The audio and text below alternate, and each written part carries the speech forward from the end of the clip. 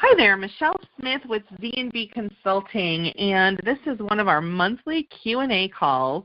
Today we are with Allison Henderson of Moving Image Consulting, and she is going to talk with us about getting into the mind of your prospective client. Hi, Allison. Hello. Allison,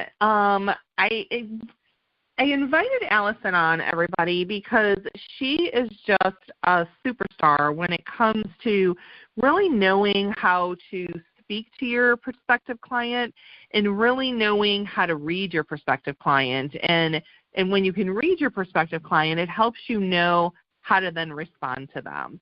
So it's really important to be able to figure that kind of thing out. In our coaching club the past couple weeks, we've been working on networking meetings and what to do at networking meetings and what ones are the best for us, what ones are not the most effective for us. And I thought some of what we talked about during that time a couple months back, Allison can put some perspective on, as well as last month we worked on our Revenue and Activity Accelerator.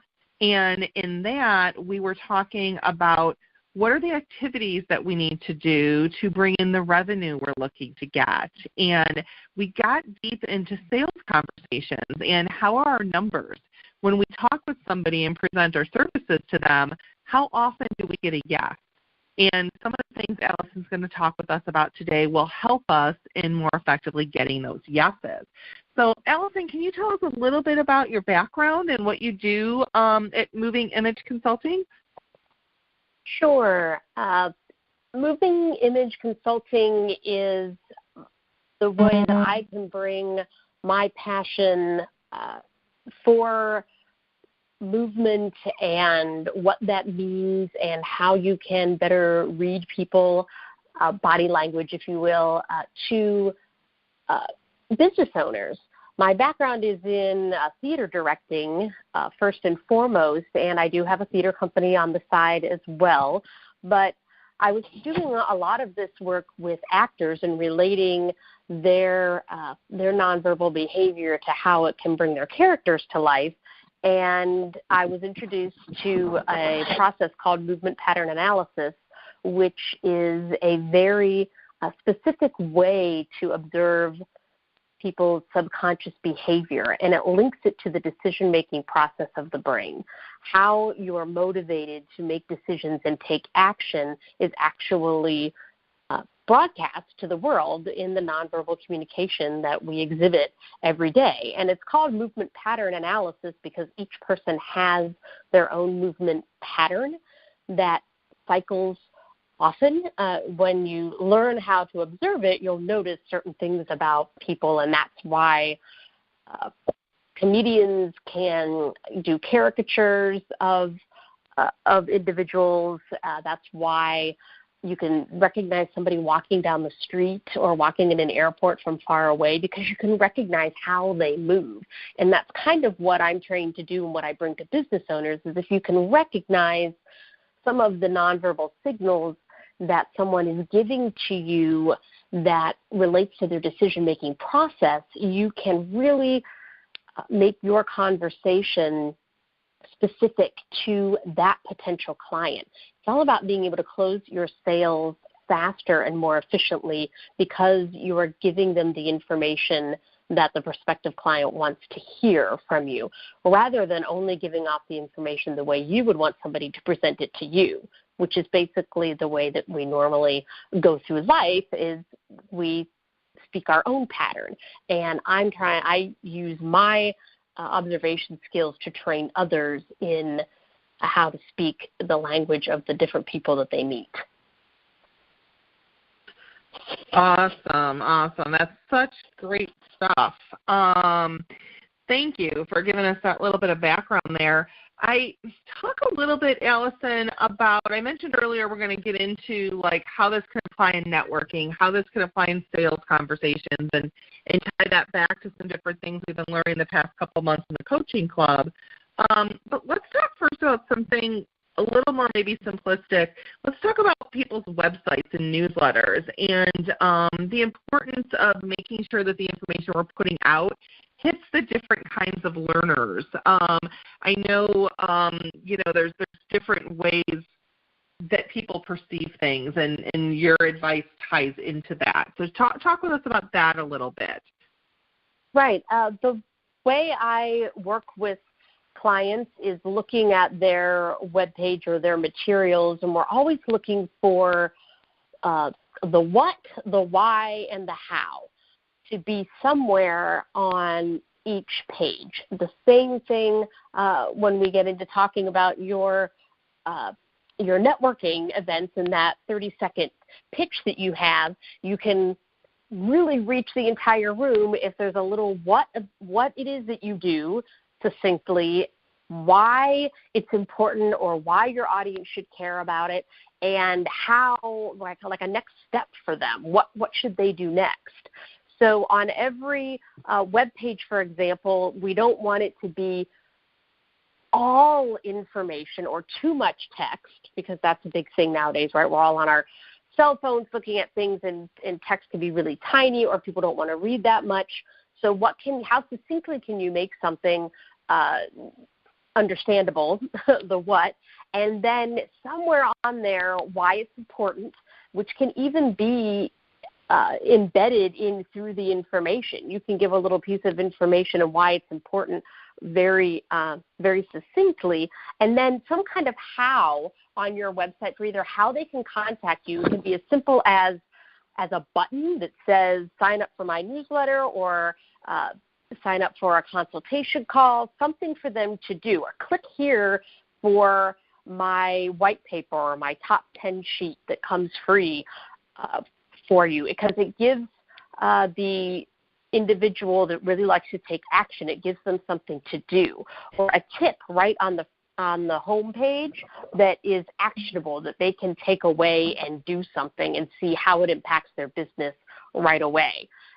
Those really three things, if you always keep in mind the what, the why, and the how, you're going to be a long way into capturing all three types of decision makers that you're going to run into or that are looking at your materials.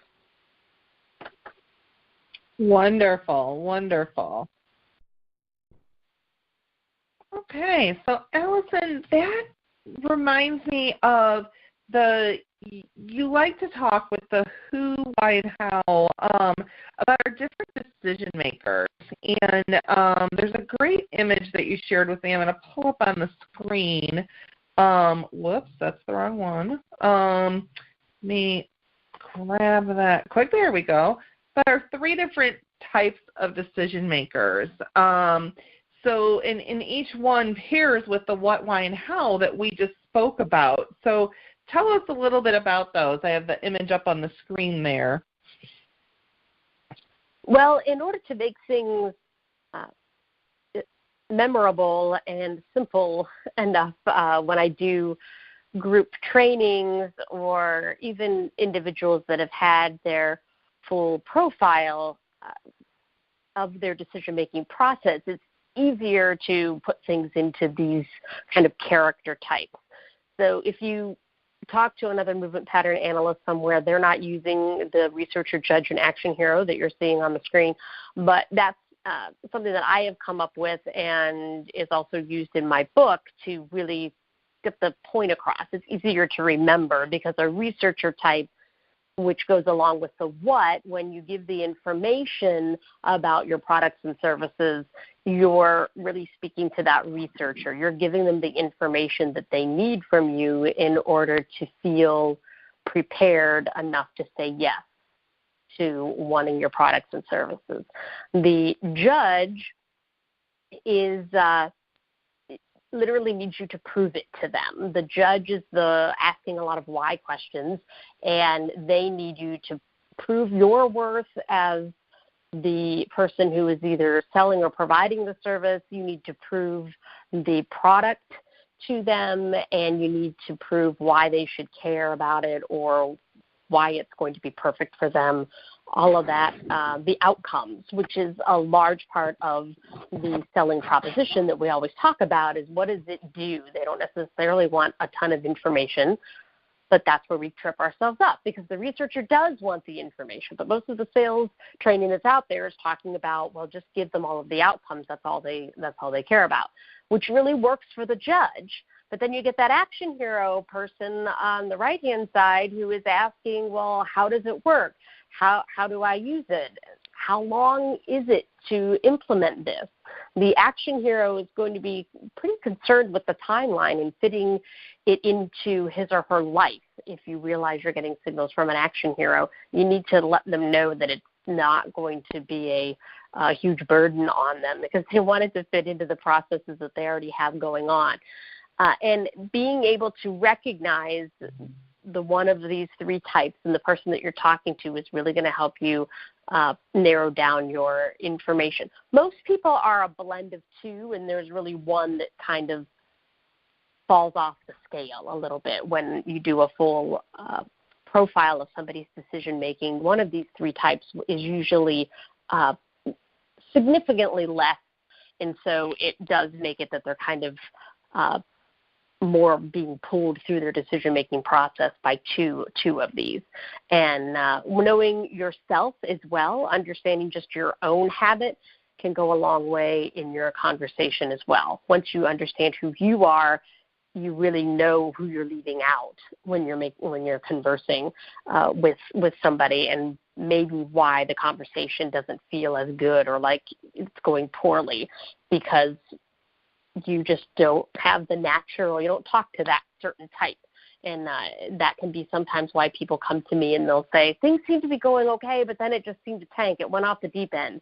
And they don't know why the conversation turned out to be the way that it did. And if they knew the three types of decision makers, they could probably, even if they didn't in the moment, they can think about it after the fact and go, okay, this is where I fell down here. I can go back to this person and give them the information or the value or the action steps that they were looking for, and I still might be able to salvage the conversation or salvage the sale, because I can at least go back and fill in the piece that I didn't in the moment. Yeah, that's such good information. And so often as business owners, we don't think about all those things. And one of the things you mentioned is kind of our own biases. I mean, we all are a combination of these three things, as you mentioned. And so our natural reaction to act when we're coming into a sales conversation, or we're coming into networking, or we're going to put something on our newsletter or on our website, we naturally move forward in the way that we're wired. So if we're wired more towards constantly wanting to know the what, and we're more like the researcher, more of that's going to show up on our website and in our newsletter and when we're networking and having conversations, or when we're having sales conversations. If we're concerned about the value, that's the why there, like Allison mentioned, then we're going to put more of that kind of stuff there. Or if one of my defaults is, I am very wired in the processes. I help people with processes. So a lot of times I speak in terms of processes, and I forget to speak in terms of the value or in terms of the what. People are going to, a lot of times I'm giving those specifics. Here's what we're going to do. Here's how we're going to do it. But people don't necessarily want to know that, because on the other side, they're a different kind of decision maker.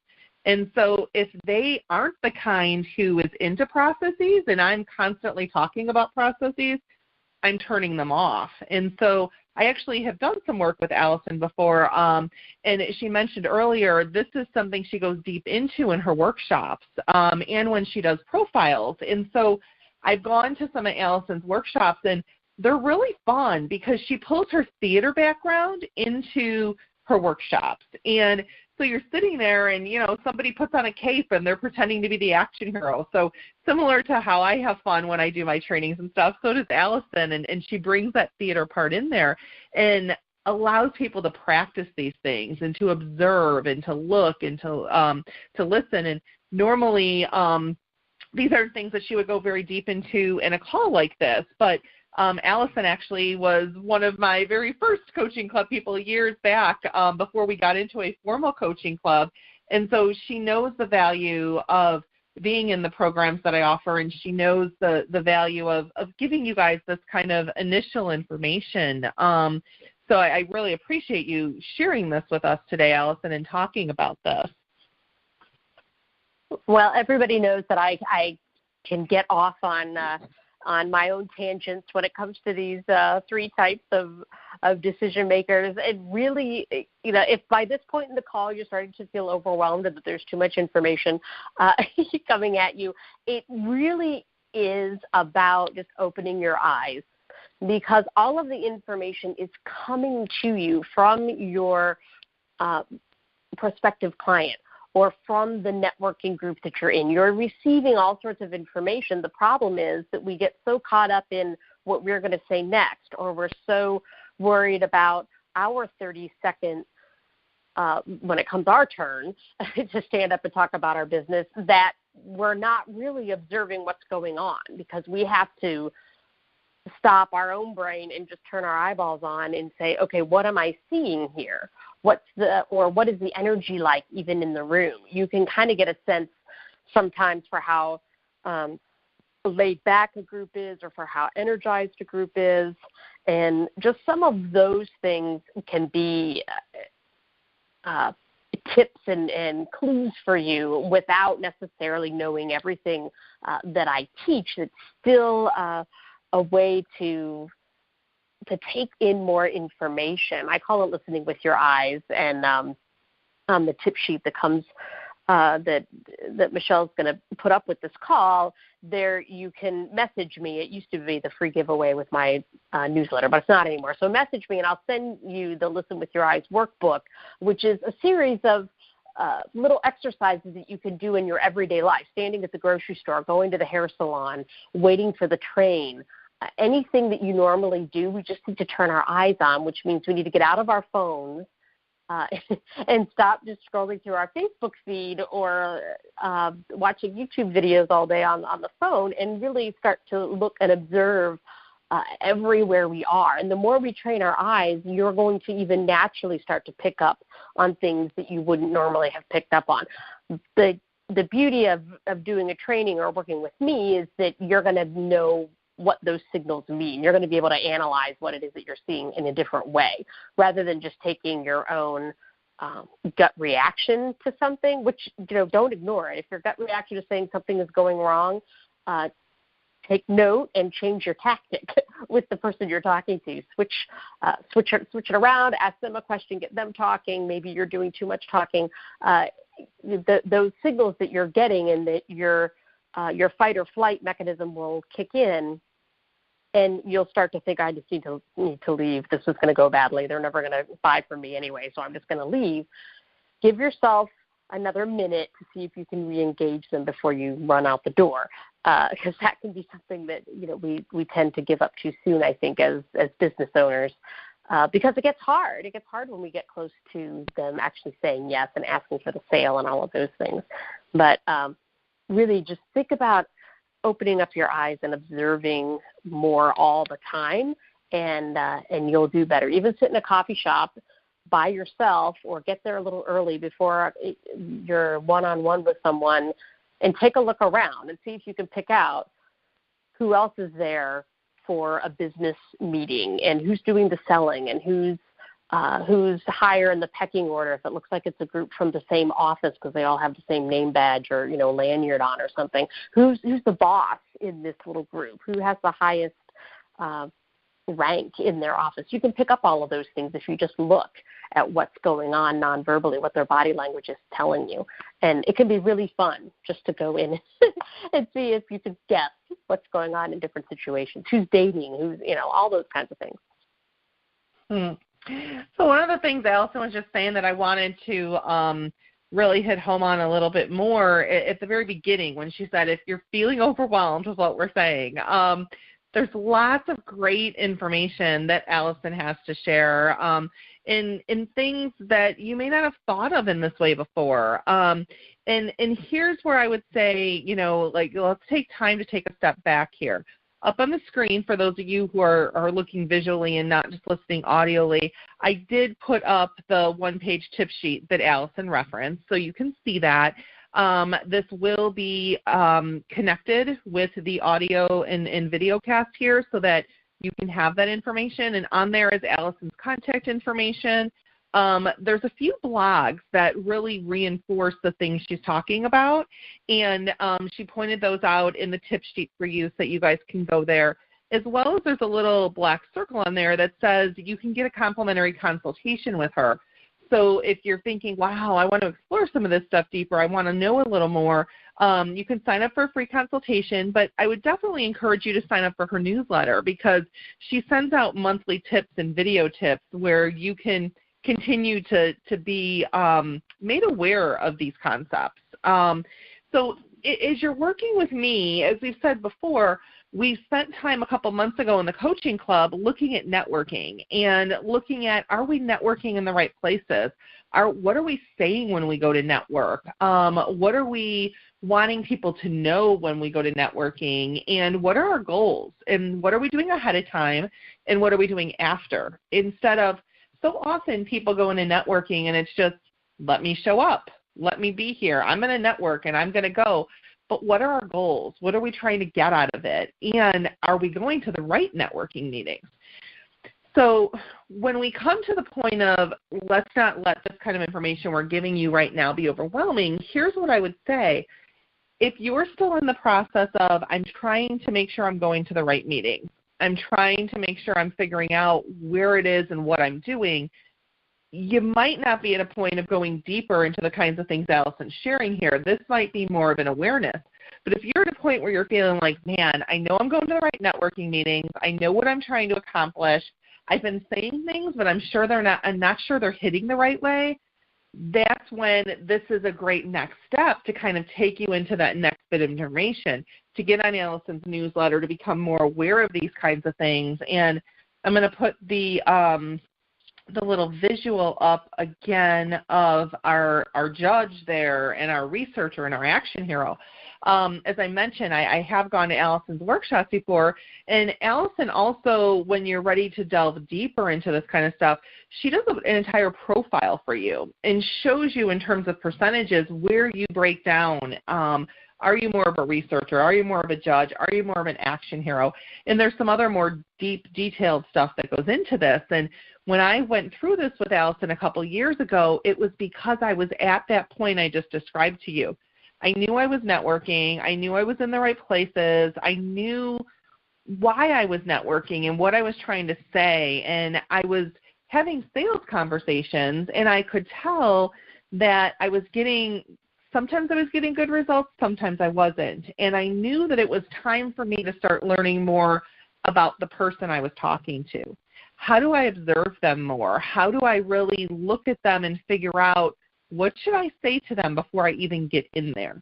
And so I was at a point that I needed to work on those sorts of things. And so that's why I had my profile done with Allison, and that's why I started learning a little more about this. But even that being said, I was at a super busy point in my business still. So I was able to grasp the fundamental things, but I wasn't able to go too deep into it. So fast forward now 2 years later, I'm at a point of really digging deep into Allison's book and really figuring out, okay, how do I see this researcher, and is everything programmed in the way that it should be on my website and my newsletter to make sure I'm hitting them? So my point in sharing all that is we all have different evolutions in our business. So this is a great concept to be aware of, to know how to get into the mind of your prospective client.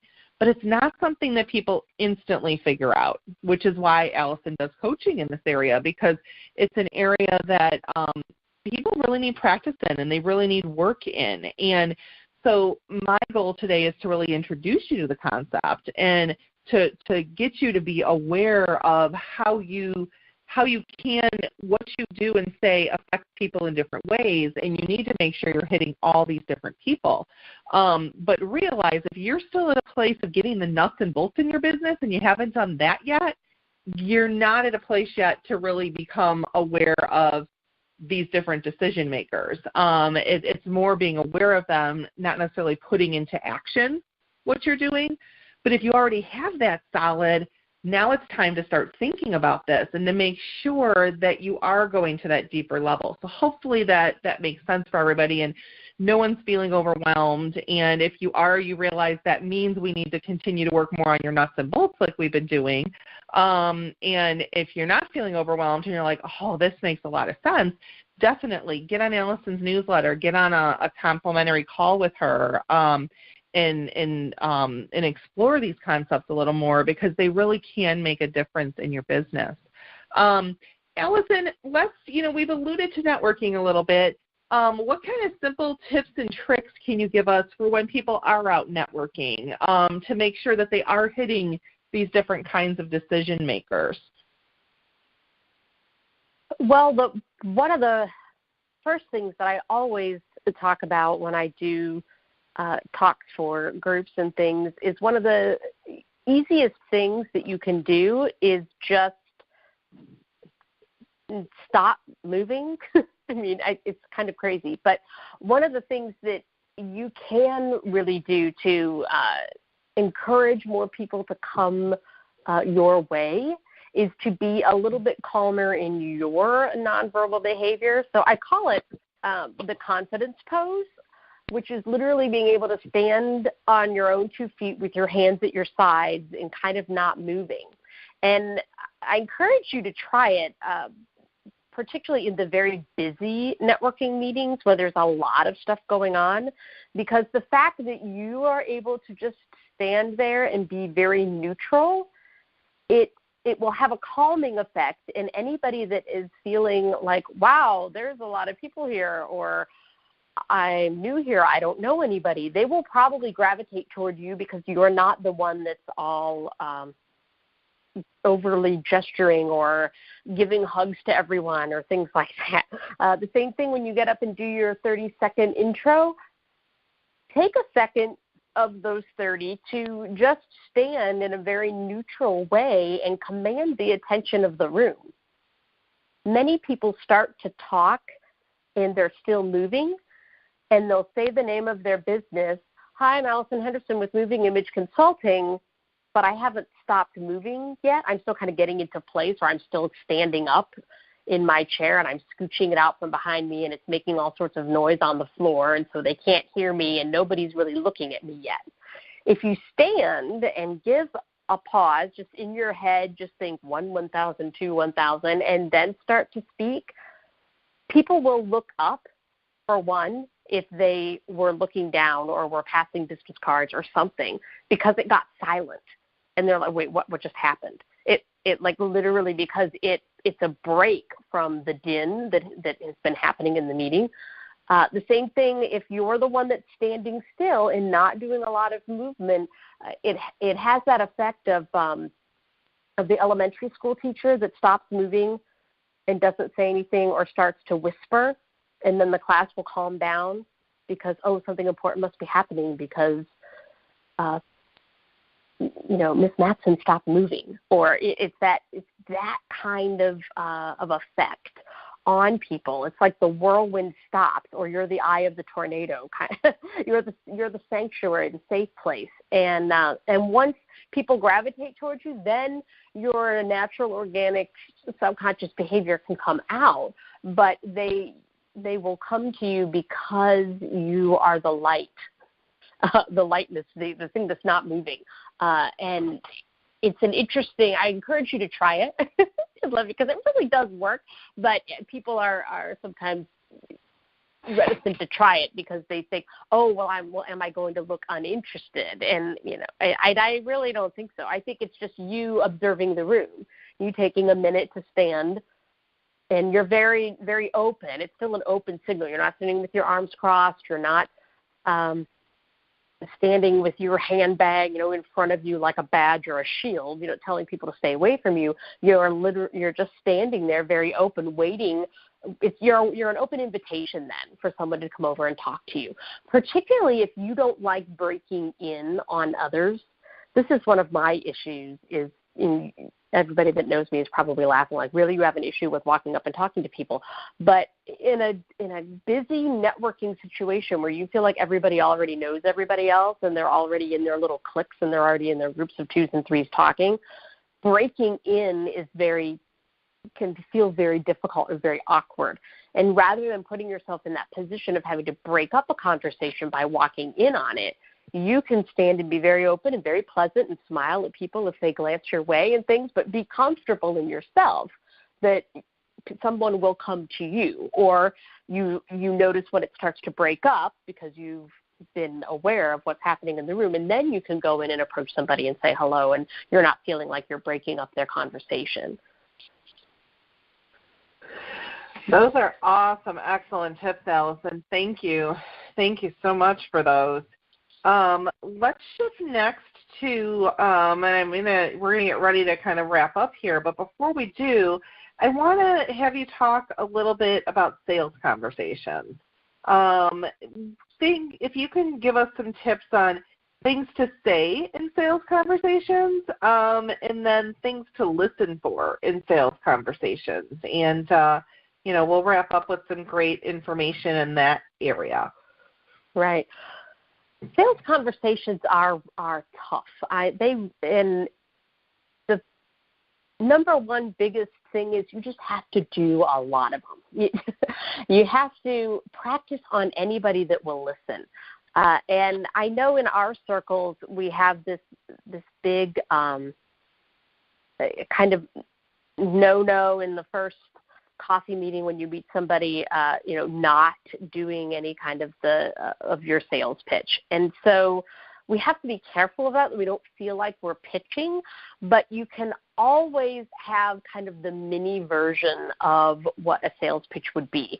And I would have in the back of your mind, like maybe the top 3 things that you want this person to know about your business. What are the 3 most important things that you would want somebody to know? Not just who should they refer you to, but what is a nugget about your business that you would want them to know about? And I would practice saying that nugget in 3 ways. I would practice saying it in a very informational way, where maybe it has a statistic incorporated into it. It could have something that you've read or some kind of validity to it. Piece, particularly if it's a product or service that has maybe it's like a healthcare product or something. There may be literature or information. It could be an information-driven nugget, and you're putting that information for that researcher. I would also practice that same piece of information from a judge vantage point, which means you would need to tell the importance of that piece of information. So in that example of a healthcare product, you could be listing first of the ingredients for the researcher. The researcher is going to want to know the ingredients in it. But the judge may want to know why those ingredients are superior to some other way, or the way the vitamin is ingested or something like that. What is different about your product? And that same bit of information, the different parts of that vitamin that's made up of these 5 ingredients and this portion of each, you would say it's this 5 ingredients, this portion of each for the researcher, but you may kind of say, well, it's made up of 5 different ingredients, and the reason we've chosen those 5 ingredients is because we've found that they are best absorbed by the body, or something for that judge, because it's a value piece. It's still giving that same basic information that there's 5 different ingredients in this vitamin, but it's hitting what's going to jazz the judge. And then you're going to practice that same bit of information that it's made up of 5 ingredients for the action hero, which may feel like that's kind of harder to figure out. But what if then you're saying, well, it's made up of these 5 different ingredients because we have found that these 5 ingredients have the fastest effect on the body, or they bring the biggest results in the least amount of time.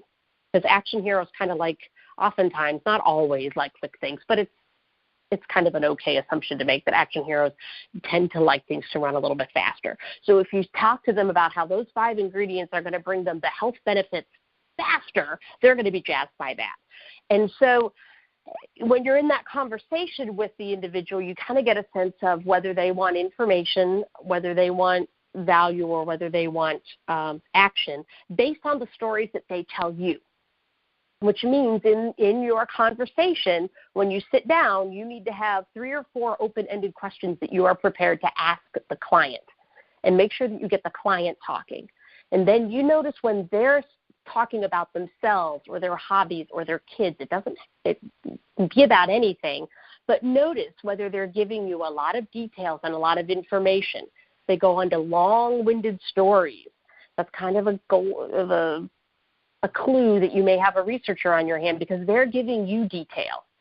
If they're giving you a lot of value kinds of statements and they're saying how this is so important to them and this other thing is really important to them or really important to their kids, or as a family, the value system, the mission of their organization, any of those kind of value-driven stories, if that's what you're getting from them, that's a clue that it's a judge. And if you're getting a lot of goal setting, or talking about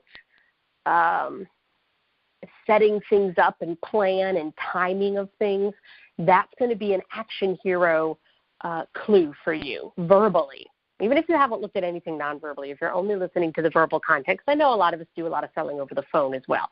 You can listen to the types of information you're getting from them and then choose which one of those nuggets that you're going to give off about your company, whether you're going to frame it with that judge, the researcher, or the action hero kind of, I call it bookending your conversation. What are the trigger words you're going to use?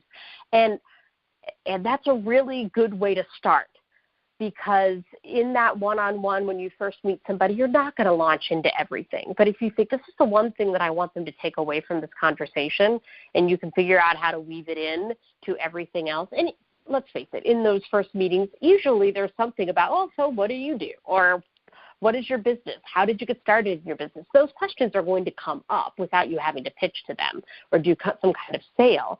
And if you have that nugget that you kind of practiced out loud, don't practice it just in your head, because it doesn't work. You need to practice it out loud to the dog, to the plants, when you're in the car. Just start verbalizing your conversation. And the more you verbalize it, the easier it's going to come out of your mouth when push comes to shove and you have when you really need it. Long-winded, sorry. No, that was great tips and great stuff there, Allison. Can't thank you enough for sharing with us today and really bringing to light how people are wired differently. And I still on the screen have the 3 types of decision makers, and just remembering that we're wired in one way, and often our default is to act as they were wired. But the people we're talking to, they're wired differently. And so paying better attention to different clues and signals and visuals to figure out how best to speak to this person, whether it's a sales conversation, whether it's networking, whether it's our website or our newsletter. So I'm going to draw everybody's attention once again to the tip sheet that you can download. So if you're listening audioly and not visually right now, not a big deal. Just make sure you go and you download that tip sheet that accompanies this recording that you're listening to, and get these tips from Allison. She points out some different blogs. She has a blog on the confidence pose that she mentioned. She has a blog on 3 body signals for non-authenticity, and another one on top sales training body language mistakes. And then she also has a YouTube channel with lots of videos, and the thing that I love is they're all very, very short, just like my videos that are in my Strategize Your Success series. They're very short because we both know this is a lot of information we've given to you in this short podcast, but it's a lot to process. So our videos are very short, very pointed, and Allison's are a great way, if you go onto our YouTube channel, to say, okay, what did she say about this? And to dig deeper into some of this stuff in a way that's simple, because it's really what it's all about. It's about being simple. So check out the tip sheet. It points out her YouTube page, also points out the newsletter so you can stay on top of her tips she sends out all the time. And for those who are like, this wasn't overwhelming at all, I need to know more about this, definitely reach out for a complimentary consultation because this stuff can really, really help. Like I said, my business is at that point where I'm digging deeper into these concepts because they really, really matter. But there's points where my business was, I couldn't focus on that. It was too much. So everybody's business is at a different place. But great, great, valuable information here. And I can't thank you enough, Allison, for sharing all of this with us and taking your time today to give back to different business owners and share this great gift that you have with the rest of the world. It's always my pleasure. And if you have teams in your business or if there's a group of you that says, hey, you know what, we'd love to have something, my Institute page has downloadable webinar material on it, or you can always contact me and we can get, 5 people in a room and we can just do something to help you wherever you're at. And so feel free to contact me always with questions or with, this happened, now what? That's what those first complimentary consultations are really great for, when you have something that happened and you want to know, maybe why that happened or why you got tripped up in your conversation with someone. Sign up for those complimentary calls and I'll give you as much help as I can. Wonderful, wonderful. That's Allison Henderson, everybody, with Moving Image Consulting. Her website is movingimageconsulting.com, and you can see that on the visual here as well as on the tip sheet to download. And thank you so much, everybody. Have a great rest of your day and your week, and we wish you the best as you get into the minds of your prospective clients. Bye-bye now.